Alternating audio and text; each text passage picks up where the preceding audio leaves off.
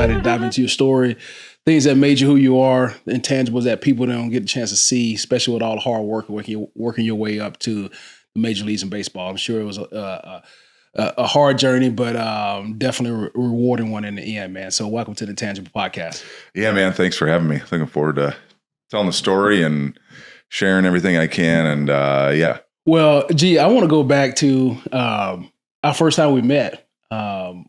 We both somehow, here in Nashville, guys end up staying here, but we met at a Mexican restaurant called Sopapilla down in Franklin.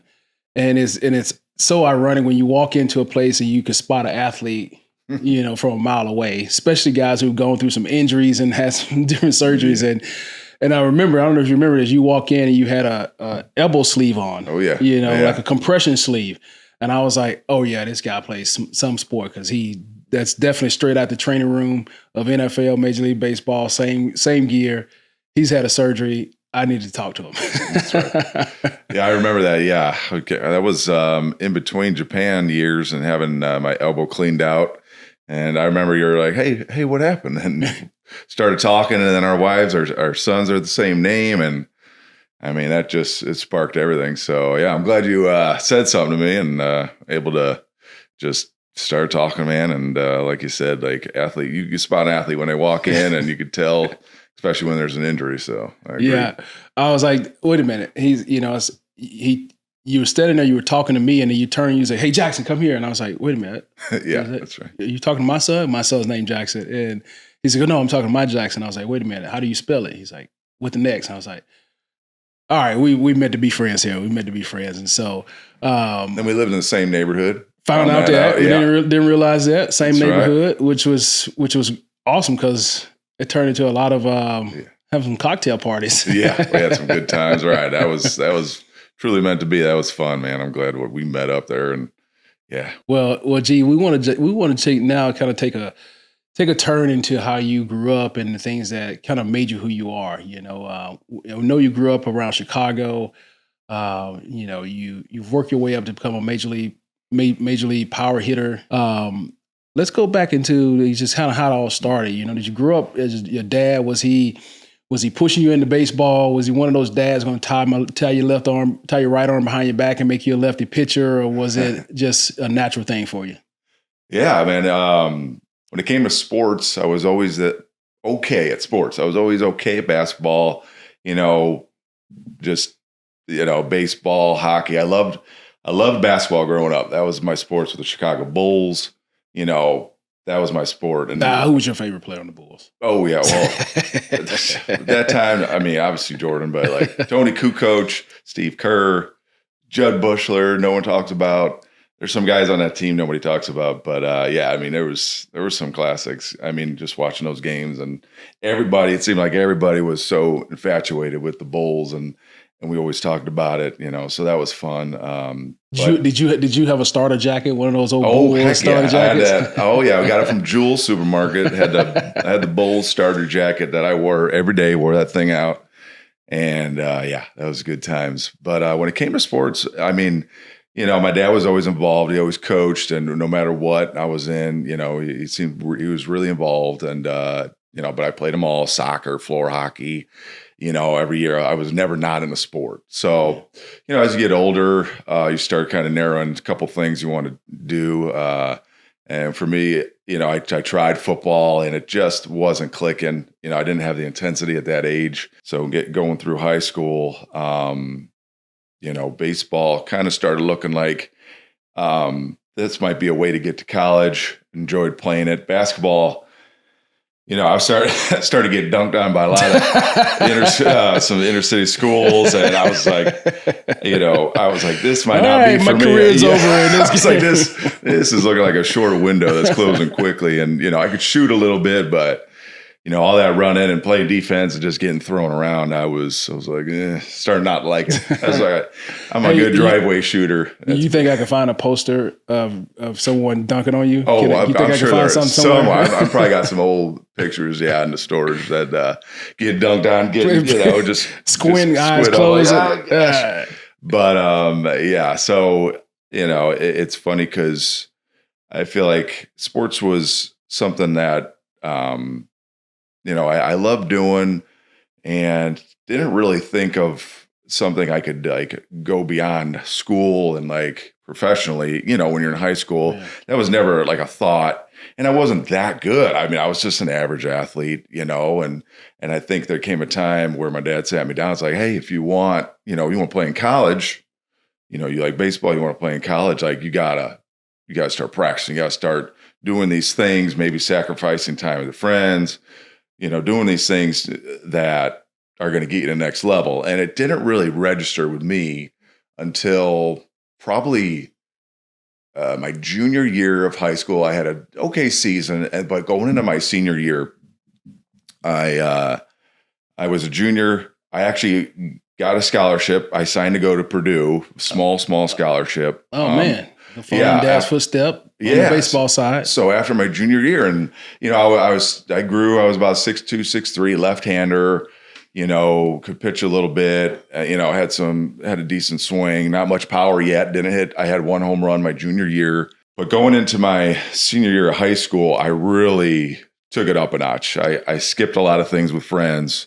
I started going to batting cages every day and just like really fine tuning my swing. Started working out a lot harder. Started just figuring out how to gain weight, eat more food to gain weight, get stronger. All those things. So started getting some scouts calling and meeting with me and saying you're very raw. Would you want to go to community college for a year? Maybe then we'll draft you again. All those things start circling around. So, but the Braves are very interested, and we actually had our gym teacher at my high school was a scout for the Braves. He was I forget what area scout, just a kind of the low level guy. He reports, to the regional scouts. So you never know who's watching. And he came to all the games, and they're scouting our catcher, and he really liked me. So Braves come to the house, they show you the pump up video of the Braves and getting all amped up. And was this on a DVD? This was on VHS. This is a VHS. They pop it in. Slide it in. I'm like, rewind it. It's like, so that was cool. And I'm like, is this a thing? Like, it was all happening kind of fast. And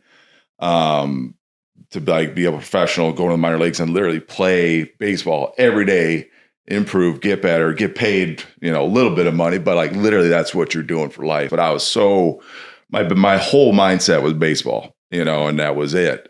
So when that started to happen, when you started to get that the scouts out looking at you, Braves coming in, where you really started thinking, man, forget college. I'm not doing this. I don't want to go to college. And then did that give you more motivation to really start to really put more work into workouts and things like that, or was it?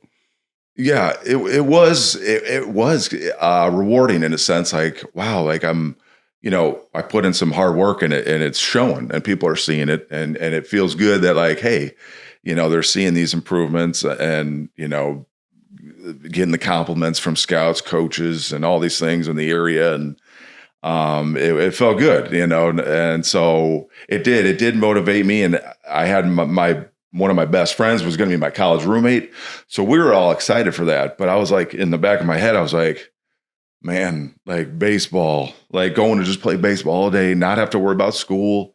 I mean, like I feel like physically I could get pretty good. I needed to figure it out mentally and emotionally, but physically I'm like, I got tools. I'm like, I feel like I can do this. And so I ended up getting drafted 14th round by the Braves, which, it's not a high round draft pick, but nonetheless, I was excited. And so that, able to get a okay signing bonus where I could buy my first pickup truck, little Dodge Dakota. And it's kind of no brainer at that point. I'm like, I'm going to go. Did you pimp that Dodge out? I put a loud exhaust on it. I think it was loud. Oh yeah. Drove. So yeah, I got it was a 2-seater too. So I just sat up there like this, and I loved that thing though. It was loud and fun. Did you squeeze some speakers in there in the back too? Oh, I blew the speaker first year. No, I didn't have the money to start spending on upgrading it. 14th round. But so yeah, I mean that was it. And school was out, went to pro ball. I packed up my stuff. I turned 18 June 21st, and then I literally left for Gulf Coast League Like a few days later, drove down to Florida. I flew. I flew that first year. I flew down and just showed up and, started getting to work, started playing ball, and different world. You get away from your suburbia life. And I remember getting up like 6:30 in the morning, take the van to the field, and it's full of all people from guys from Dominican, guys from Venezuela. And, none of them spoke English. And it was like me and like two other guys from America. We get on this van and, I'm like, just sitting there quiet, like, they was blaring the Latino music. And I've never been around that growing up, where I was. And I was like, okay. I'm like, so it was like, it was really cool to just start like getting to know other people's cultures and like, you start bonding just because of baseball. And that was, that I have a lot of fun memories of that, just the energy and what that brought. So, I mean, it was definitely an experience and learning process right away. And, it started off. You mentioned earlier about you knew you had the physical tools, but you had to work on that mentally, emotionally piece of it. What was the emotional and mental piece that you felt like you needed to really improve in? Growing up, especially where, everything had to be like hard nosed, try hard, work hard, keep your chin, like never show emotion. It was like kind of hit a home run, put your head down, run around the bases, nothing. It was, and that's how it was. And it was fine. And, whatever, it is what it is, but that's kind of, you grow up in that like atmosphere of, just put your nose down, work hard, act like you do it all the time, kind of basically. So, so I would get very frustrated with baseball as a game of failure, obviously, and I would get very frustrated with some of the failures, which, you don't stay within yourself. You try so hard as an athlete. Sometimes you actually are hindering yourself and not, operating at full capacity because you're tensing up, you're getting tight, you're muscling instead of just letting your natural athletic ability take over. And so I feel like that's where I got caught up, and that leads to inconsistency a lot, So, figuring that out in pro ball was difficult my entire career. All, till probably the last few years in Japan, I started relaxing a little bit. And, and you're talking mid-30s. So that was always a challenge for me to overcome and figure out. And especially at a young age, you show up with all these top draft picks from all over the country, mostly from Georgia, California, Florida. So they're playing ball year round. They're a lot more polished than you. They know the game better than you. And, I'm showing up just, okay, I can hit the ball far. But other than that, I needed to get athletically better and just know the game, have some more. You also grew up. You also in an era too where talking about your emotions was a no. Talking to a psychologist and all that. Yeah. At what point in your career did you start to have conversation with sports psychologists and being able to like talk to teammates and say, hey, how do you get out of your slump when you're in a slump? Did you ever get to that point in your career, or was it just, I got to figure it out? When I got to the big leagues is when we've had a team. When I got to the Pirates, big leagues is the first time I feel like I sat down with a team psychologist, and like teams were becoming more aware of like the psychology of the game. Because before it's like, he can't figure it out. He can't figure it out. Right. He's done. They got a draft every year. We'll get a new guy. Unless they got a ton of money, then they'll try to let him develop. But if it's like, there's so many guys with great tools that they can't figure it out, whether, they could be overthinkers. But the old school view was like, they can't do it. So now they're bringing in a psychologist.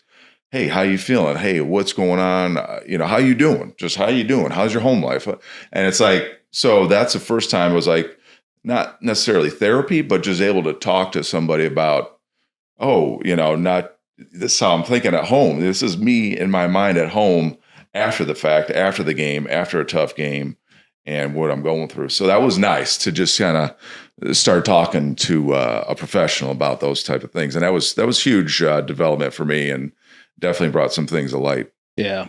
Well, I mean, you work your way through the minor league system 5 years before you get your shot at the big league. 2007, you finally get your shot. You get a hit, and now you're feeling like, all right, all this work is going to start to pay off. It's going to start paying dividends, you know. So what was that mindset like once you got that first at bat in the big leagues? Yeah, I mean, it was just, I remember, getting to the big league stadium, getting called up was very emotional. Called my parents, drafted in 99, 07. That, what was that, 7 years it took to get there.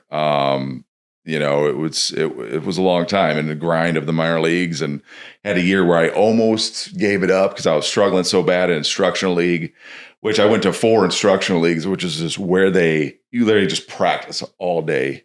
And it's a grind, man. And it wore me out. And I was just mentally fried and physically just like, what am I doing here? And, my dad, I remember, talking to my dad that day, and he's like, listen, if you want to come home.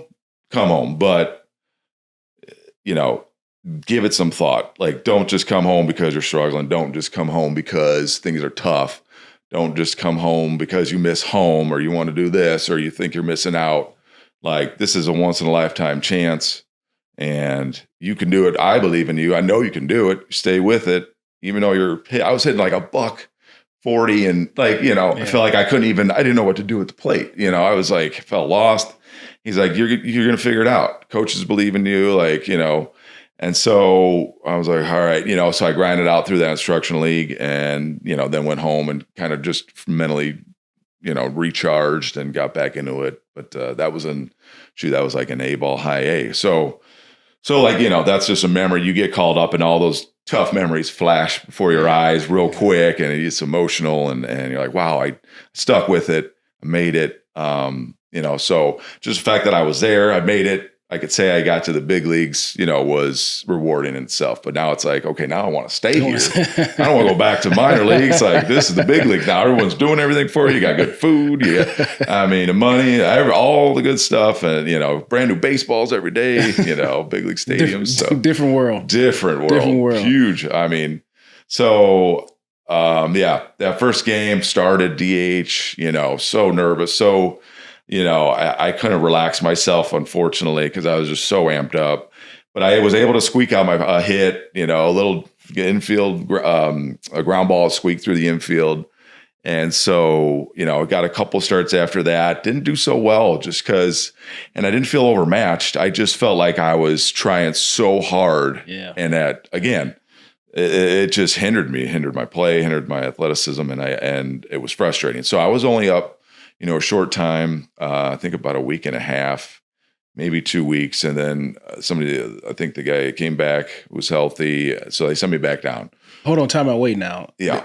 So this is something that we don't deal with in football where it's like you go up 1 week, you down. Well, I guess you do it on practice squad. You kind of go up and down. But like in baseball, you can be pulled up and down like that. Yeah, exactly. Right. You don't know when. And, if you're on the 40-man roster, you can be called up anytime, injury or just somebody struggling. So went down, did well, and actually I had a game where I struck out 3 times, terrible game, and I got called up again after that. I was like, okay. And got called up, struggled again.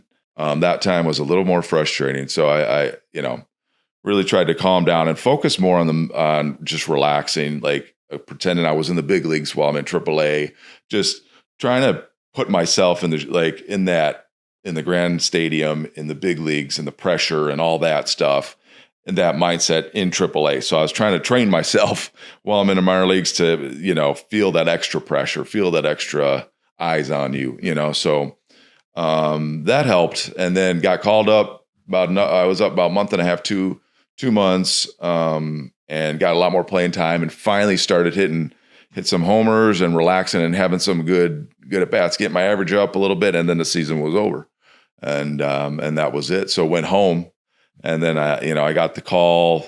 It was my last year on the 40-man, so I had to in baseball, this is my last year. You have to make the team out of spring training, or you get designated for assignment, they call it, and that's when other teams can try to get you. And if you clear waivers, then you go to AAA with that team. And so go to spring training that year, did okay. Was never a good spring training player. Did okay, but got called in the office and I cleared waivers. Hearing that, clearing waivers means that no teams wanted you. So I was like, it's a gut punch for sure. Man, how do you not just walk away from the game? I was basically you come in those crosswords where it's like you can feel sorry for yourself, get upset, quit, and go do something else, or you get more ticked off, work harder, figure things out, and stay focused. And I was mad. I was mad. I got sent down, taking angry swings. I was doing well. Like I was just like, I was kind of just in that screw it mentality, which is a good mentality to have because you're looser. not, you're looser. You don't care. I mean, you care, but you're not putting that pressure of I gotta perform. I was just mad. Like I was messing around like my swing, but I was crushing the ball. And I'm like, what is going on? I'm like, and so crushed it. Went to AAA that year, had a great year. Did well and never got called up. So being a free agent that year, I had the Pirates and Cubs were the two teams that were interested. Pirates, they were a rough team at that time, and there were some spots my position. And John Russell was the manager there, and he was the manager in AAA when I was there for the Phillies, and I crushed the Phillies all the time. So I'm like, I wonder if he had a say in this, because I'm like, he said something to me a couple of times in the minor leagues because I just crushed them. So I ended up signing long story short, I ended up signing with the Pirates, go to spring training. And they had Eric Hinsky, Adam LaRoche, and, guys, they signed a couple guys after me, good players. And so all these guys got hurt in spring training. Adam LaRoche, Hinsky, they all got hurt. And so I got playing time more than I ever have. And I just was playing loose, relaxed, and I had the best spring training of my life, and still got sent down to AAA, but they're like, hey, just keep playing, stay healthy, and you'll get your shot. So, I believed them, and I was confident. I had a new, fresh, I don't know, there was a refreshingness about it. The pressure wasn't really there. I was getting older. There should have been more pressure, but I was like, there was an arrogant confidence that I never really had before playing. That I'm like, I know I can do this. Just do it. Just play. Just relax. Just play. And that's what I did in that spring training. And I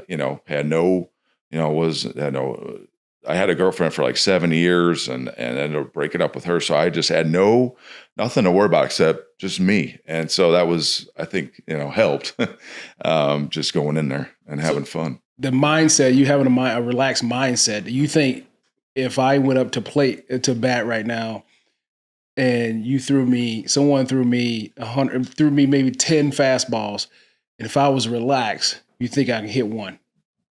If you were relaxed, yeah. I don't know. It might be pretty challenging. Man, I'm an athlete, man. I got fast hands. You don't think natural athleticism might take over, but no chance. It's hard. It'd be tough. Let me just put it that way. In a nice way, it'd be very tough. Right now, if I got in there at 100 miles an hour, I think I would be like, nope, I'm done. What about at 80, 85 miles per hour? Yeah, I think you have a chance.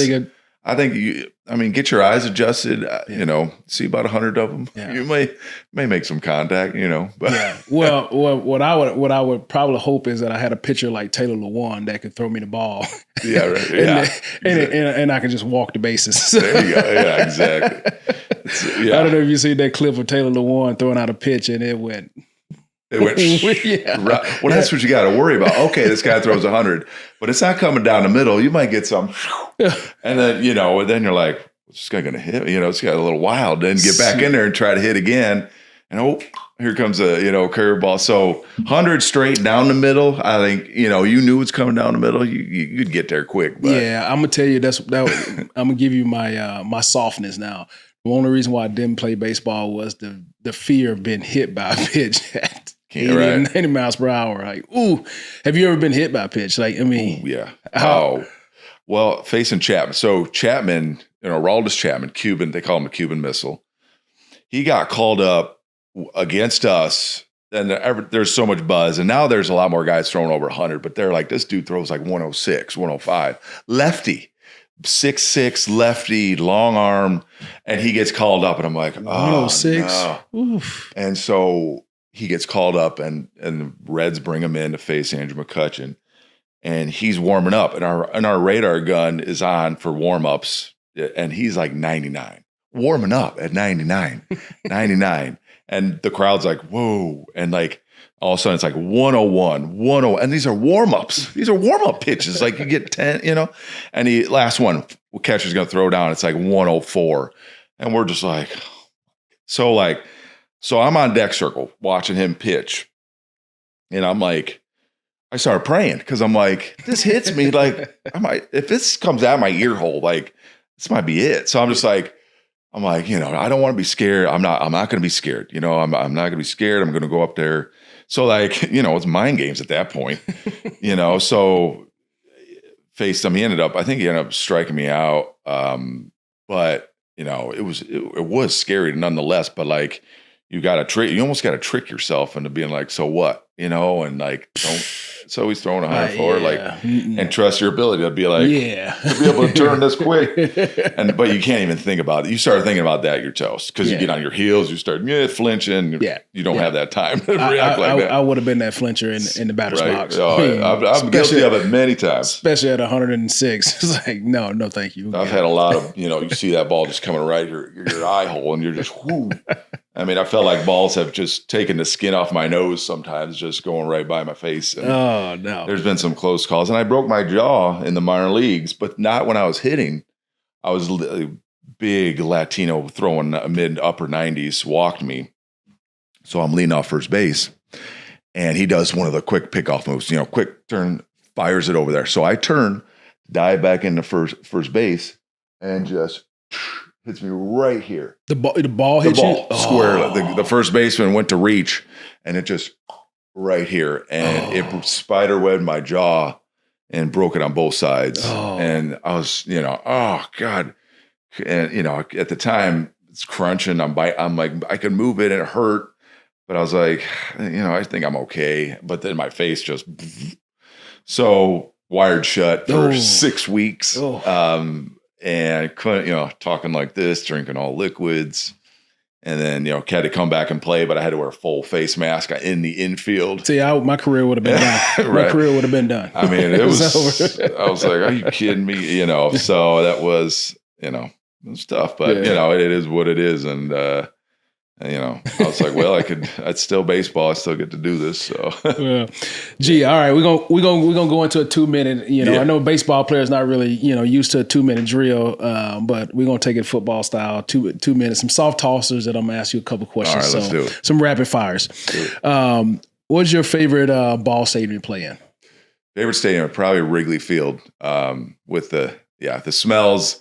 I mean, the fans are always crazy, drunk, but it's fun, great atmosphere, popcorn. Just feels like baseball when you're playing out there. Awesome. What was your best teammate nickname? Oh man, my teammate for me? Yeah. You can't even say some of them. Yeah, some I shouldn't say, but I had a Latin buddy call me Mongo. Big Mongo when I was, and that just, that just means big, kind of goofy, Okay. So that was, we're gonna leave it at that one. We'll leave it at that. What was your favorite cheat meal after a long series? Favorite cheat meal? Oh man, I had a lot of cheat meals, that's for sure. But probably just steak and mac and cheese, and go to like a Capitol Grill or go to. Something like that. You definitely big leagues. You're not on the bus. You're not on the bus on that one. No. Yeah, that's a good cheat meal. What was your most memorable home run? Okay, yeah, that was probably probably the River on the fly home run. I was first Pirate to do that, and second guy to do that ever. So that was pretty special. And it was it was a good one. It's one of those homers you just feel it. I don't hit the bat, but it's like it just feels good. It's a good memory, sound, and I still got that ball in the case. It's full of Allegheny River water, and that's pretty special. We're gonna pin that one. Come back to that later. Yeah. All right, last one. What is one thing that baseball taught you throughout that journey that still lives within you today? That's funny. I use baseball with my wife and with my kids. Like I compare a lot of things to baseball. When life's going tough, because the baseball season's so long, so many ups and downs. You're playing every day. The mental grind, physical grind. So I just feel there's a lot of moments in baseball that I could use to describe. And this is going on. It's like this, so it helped me really develop as a man and a father to describe, certain things that you're going to go through life with baseball. So it's like, I just love the game because it's so much life. Just like, you take the game out of it, but it so pertains to just life and what you go through in normal life on a day-to-day basis. And so that's why I love it. And that's what it taught me, just to be able to compare certain things during the game and life. And it taught me a lot that way. Yeah. You talked about that homer, that fly, like there's still not very many guys who've done that. As I was looking that up, it's still, you're one of very few guys that's been able to hit that kind of deep ball into a river on the fly like that. That moment for you, how did that feel from a rewarding standpoint that you were able to do that, but then also now you are starting to cement yourself as a guy who had to work really, really hard to get to that place to be known as a guy like that? So that was also a challenging time for me too, because, 2009 I got called up and went off, had 10 home runs in that first month and kind of got put on the radar, and established myself to stay in the big leagues. So I went from being that guy, always having to prove myself, can he make it? Is he good enough? Can he be consistent enough? To now I'm batting third or fourth for the Pirates next year, and I am the guy. So that was a change for me to be the guy, almost kind of start being a leader a little in a sense. And I didn't know how to be that guy. So I put, again, here comes the pressure. Here comes, well, now I got to hit 30, 40 home runs to stay. So it's like that success, even though I had it, now that brought additional pressure. Well, now I got to be this guy that they want me to be. And again, you start thinking too much about it and putting this extra pressure. And so, the following year I did okay, but it was, again, a lot of ups and downs of just worry, pressure. Are they starting to think that I'm not the guy? And that becomes that mental grind that I feel like a lot of the great athletes don't worry about. They don't think that. They're not worried about. They know they're good, no matter what happens, and they're consistent with it. And baseball, you're still failing 7 out of 10 times, 70%. So it's like, even though they're having bad games, failure, it's like, doesn't matter. They know they're going to have their good games. They're going to be where they need to be. They're going to be consistent. So that was a change for me, mindset wise, and it definitely, I had to work my way through that. So you're still battling in that mental side, Always, yeah. And it sounds like you knew that earlier in high school that this is the area that I really need to work on. And throughout your career, you still kind of getting that flow. You're trying to get in that flow of I belong, and that was still a challenge for you to have that moment in your head of like, I really belong here, because once you get there, then it's something else change and shift. Now you become the guy. And now it's a whole nother set of pressures and so that's why, we do what we do, a lot of work in within our company, Team Q, around being able to quantify those type of metrics of who are you? How do you help kids at an early age understand their stress tolerance, their communication style, so they can start building these skills. So when they get to that place that they can know how to reach in and grab them and use them. And I feel like this is a perfect example of, needing that foundation, those pieces to do that, And so as you think about, your career, you think about young kids, young athletes, what do you say to them when you're doing some coaching on the side, teaching and things like that? What are you saying to kids who you can spot it and they need that extra edge around that mental piece? Going through that process, I've learned a lot where it's like, hey, relax, like just going up to a kid, hey, relax.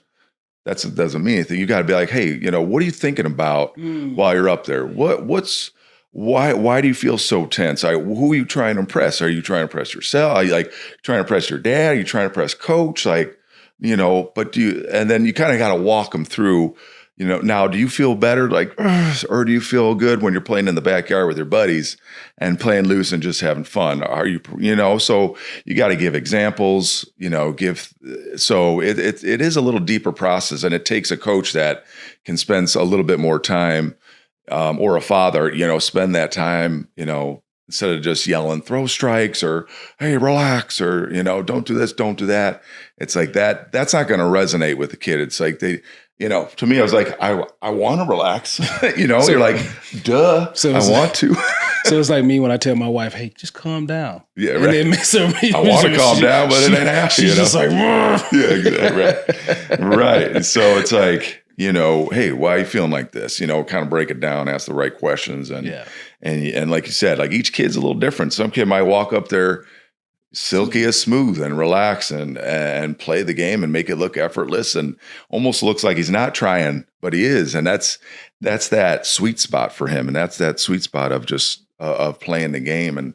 And so it's not always 100%, 120% run through walls. It's like, where are you at? Where can your body mindset be where you're consistent? You're not going to be 100% every day, but like where you can be able to get out there. You set some triggers for yourself that put you in the mindset of, hey, all right, I'm on the field. I'm going to take some breaths, do what I need to do, find out, in the zone moment I could be in. Well, G, you go on, you have a really long career. You get to you play for the Yankees. First of all, you play in the big city, the big lights.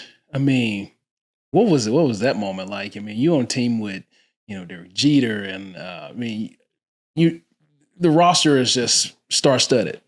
Right. And it's funny because, I signed a 2-year with the Marlins, played my first year in Miami, which Miami, it's not a big baseball town by no means. We don't have the fans. And at that time we had some good players, but everyone's young. And so, definitely a different experience. So then that offseason, I get the call like, hey, the Yankees are interested in you. I'm like, Yankees? I'm like, seriously? And they're like, yeah, because, A-Rod's coming off his suspension and Mark Teixeira's getting hurt a lot. And they're like, we could use you first base DH. And I'm like, and so it happened. And so I get a call from Girardi and, Cashman. I'm like, I'm on the Yankees. Like, this is awesome. And my wife's whole family, huge Yankees fans. So they're all ecstatic. And it's like, just like a surreal moment. And so, being able to go to New York and like just be a part of the whole Yankees presence and, participate in that with the guys. And the guys were awesome. You get in the clubhouse and it's everyone just playing ball, having fun. And, Jeter ended up retiring the year before I got there, but, we had Alex Rodriguez, Mark Teixeira, Brian McCann, all these studs. And they're awesome.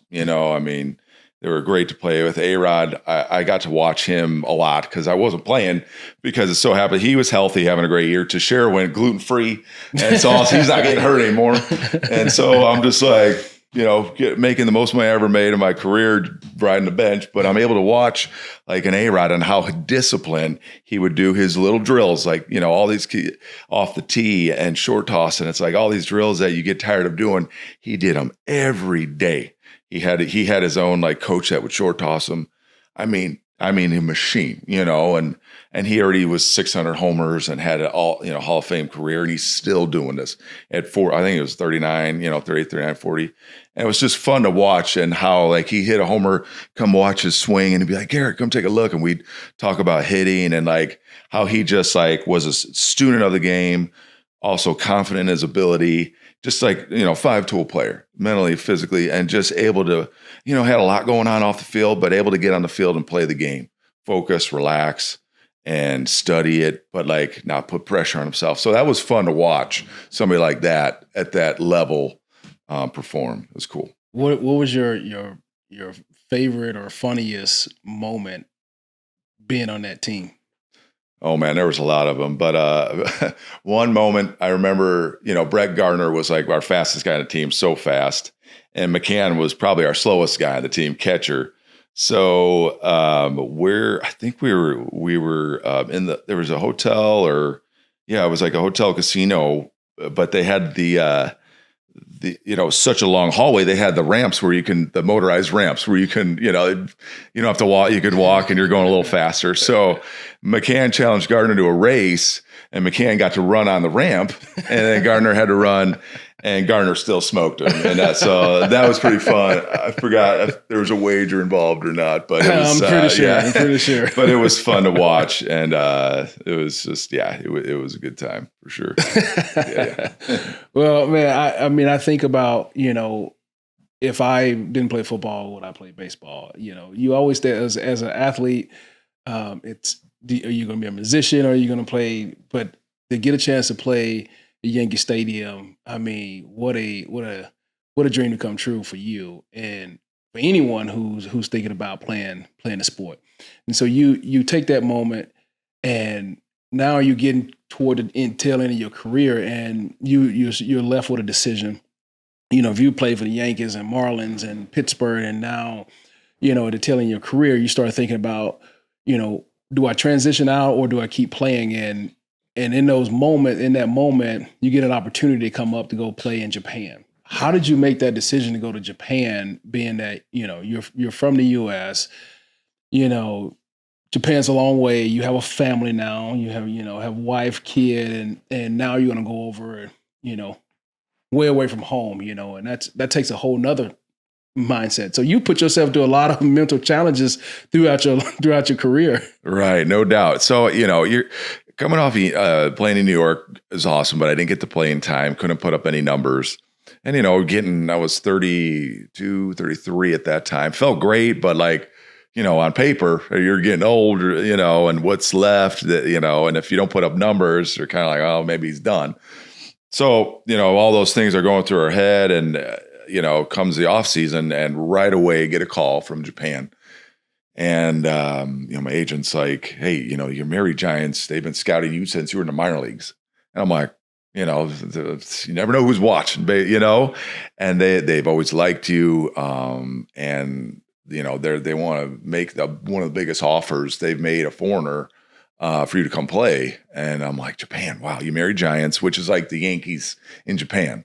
And so, it definitely, I'm like, wow, Japan, and don't know what to expect. And so they send translator over, and they send one of their, just, a representative over just to talk. And we just talked through it, and, talked to a couple players about Japan and how awesome it is. And everybody spoke very positively of it.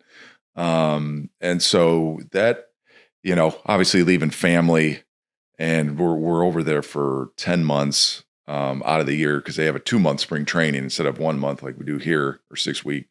So, they came up with challenges. Their son be starting school soon, but also, hey, when are we going to get to go to Japan, and get put up in a nice place, get to play baseball and have this experience as well. So, that kind of, the finances of like, hey, we get a good chunk of money into the bank, and toward the end of my career, nobody else was calling anyway at that time, at that point in time. So, and go play ball in Japan, we were definitely, it just made like a good choice. Like, hey, this is going to be a great, fun experience for us as a family. And so we did it. So we made that choice, and it was awesome. Yeah. Say the least. What was different about playing in Japan and playing in the U.S.? Man, I would say 2 words can sum up, just Japan baseball, which was great, but discipline and probably just work ethic in general. Fundamentals, are huge there. So I got there, and they're wanting me to hit home runs first day. And I first day in camp, we go through like an hour and 20-minute stretch, and this stretch involves running, footwork, and after the stretch, this is just stretch to start the day, and I'm gassed after the first day. I'm sore. I'm like, we haven't even started. Like, what the?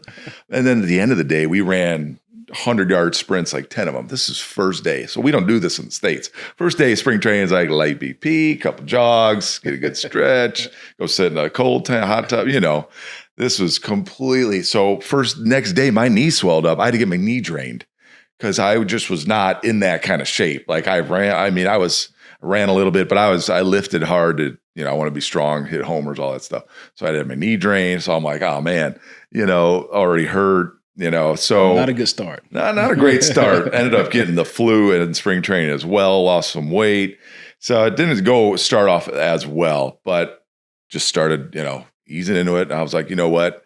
These guys do it. I'm going to do it. And I think sometimes that's the cultural shock where some players go over there and they don't do well or they don't like it because they try to take America to Japan and not adjust culturally to Japan, and the way they do it, because it is what it is. So I was like, you know what? I'm going to do it. I'm going to do it what they do. I don't care. And they actually were like, hey, if you don't want to do this, but I was like, no. I'm going to be part of the team. I'm not going to sit out while you guys are running. I'm going to do it. So best decision of my life. I didn't know I could get in that good of shape, basically. I felt great. I felt great every day. We did post-game stretches, which we didn't do here, which were awesome. After game, mandatory stretching and dry swinging, which is basically you just practicing your swing. I mean, we would do this in the hotel on the road. And it was just, that's what you did. And we didn't do that. Like, imagine seeing the Yankees just swinging in a hotel. You're not going to see that. But Japan, that was the norm. And so, but I loved it. I got in such good shape, man. And teammates were great, awesome, welcome. Even though there's a language barrier, I had to have a translator with me everywhere. It still was like, once they realize you're not kind of just coming in, I'm from America. America's better. They were so welcoming and nice, and Japan itself is so safe, clean food, and just, it was just an amazing experience. Yeah. Yeah. And for me, all I'm thinking about right now is the food. as a true lineman would, you're thinking about the food over there. I probably would still be there, still eating. Oh, my son's still, he was 3, 4 at the time. And he still talks about, remember this place? He remembers, because the food was so good, and these experiences that we had and stuff you just don't experience, being in America. And they just take so much pride in what they do and how they present things to you. And same with baseball, man. It was, I remember, if you're 10, 15 minutes early for the bus, you're like 10, 15 minutes late. I showed up 10, 15 minutes and everybody's on the bus and the coach. And that was a big no-no. If the coach got there and you weren't there, so that was kind of like a warning, like, hey, my translator's like, you got to get, I'm like, I'm 10 minutes before we leave. Like, what's this? But I'm like, all right. So, I had to be like 30 minutes on that bus. I remember the next day, I think I was like an hour. I was first one because I'm like, so I kind of went a little sarcastic route that way. It was fun. It was definitely fun, but definitely the discipline and and the work ethic was definitely so impressive that even the superstars there were just taking incredible reps, doing all the running. Nobody's sitting out. Nobody's getting special treatment. It was just a team unit. Everyone's working their butts off, and it was fun. As you think about your journey, you think about where kids are now. When you talk about that, baseball is a different world because Dominican, Cubans, Japanese, you got all types of culture playing baseball now, particularly here now in the U.S. And so, as you think about your journey and think about the hardships, you think about the good times, you think about going to Japan and learning a new culture and a discipline. What piece of advice would you give a young kid as they're on this journey, trying to make their way through, to the big leagues? If your goal is the big leagues, you have to have a lot of self-reflection, self-analysis, mentally, physically, emotionally. Is this something I can handle? Pressures.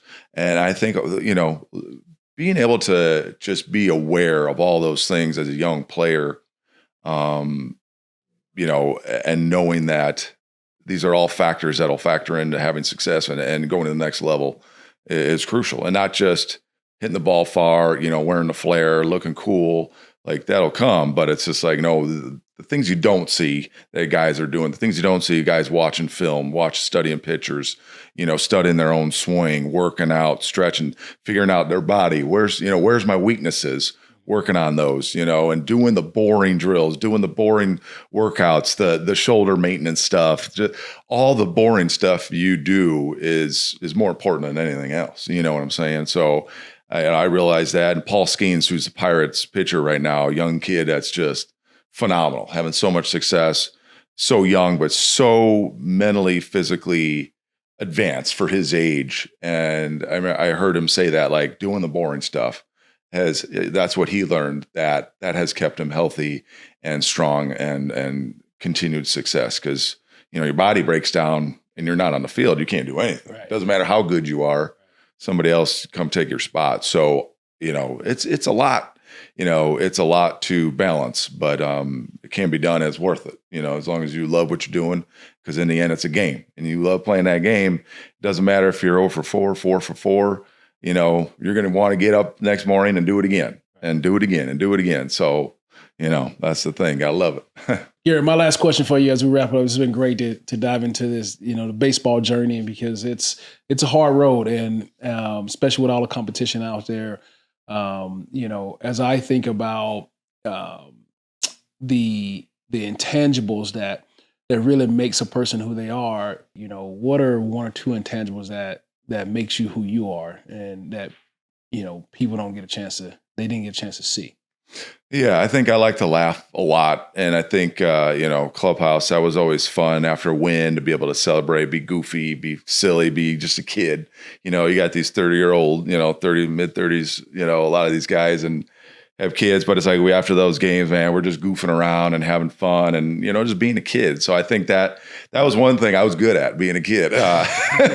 And, you goof around, you have fun and be silly. And I think that, especially at a long season of baseball, but that was one of the things I think I was good at doing. And when I did that helped me play and loosen up. And so, and I think just one thing that changed for me as a player too, early on, I was a very selfish player, I would say, which means, you see a guy in your position do well and you're like, you get frustrated. You're like, oh shoot, like they like him better. You start, comparing yourself to other players, and that's a bad road to be on, And so I think quickly I switched to like, I don't like myself. I don't like being this guy that's constantly comparing himself, not wanting somebody else to do well. And it's not, this is a bad person. I did not want to be that person. And so I was like, I'm not going to be, I made the choice. I was like, I'm not going to be this guy. And so like, I started getting more excited when my teammates, just naturally, when they do well.